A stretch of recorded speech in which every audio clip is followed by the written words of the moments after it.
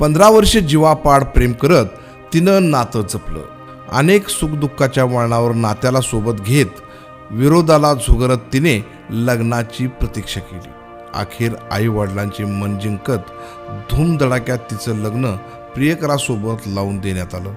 मात्र नीतीला या दोघांचंही प्रेम बघवलं नाही. नीतीने तिच्या सोबत क्रूर खेळ खेळत तिचा जीव घेतलाय. छत्रपती संभाजीनगरमध्ये 4 जून रोजी दीपाली लिन्हार आणि संदीप खंडाळे या दोघांचं लग्न आईवडिलांनी मोठ्या थाटामाटात लावून दिलं. या दोघांचं लग्न म्हणजे खऱ्या प्रेमाचा विजय होता. कारण हे दोघेजण मागील 15 वर्षापासून एकमेकावर जीवापाड प्रेम करत होते.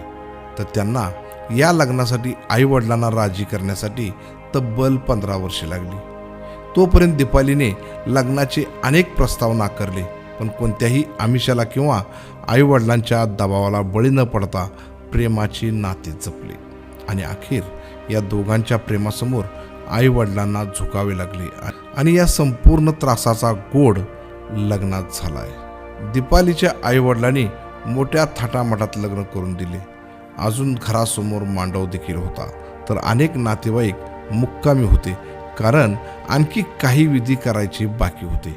मात्र नीतीच्या मनात वेगळंच होतं. दीपाली सासरहून माहेरी आली. लग्नाला मोजून 6च दिवस झाले होते.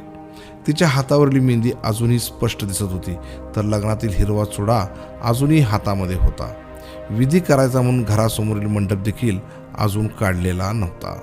दीपाली घरी आली, थोडा वेळ बसली आणि बाथरूममध्ये गेली असता अचानक तिला चक्कर आली आणि ती जागीच कोसळली.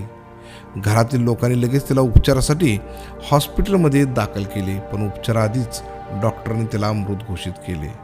खरं तर ज्या लग्न मंडपामध्ये सनई चौघडे वाजले त्याच मंडपातून तिची अंत्ययात्रा निघाली. या दुःखाहून आईवडिलांसाठी कोणतेच दुःख मोठे नसते.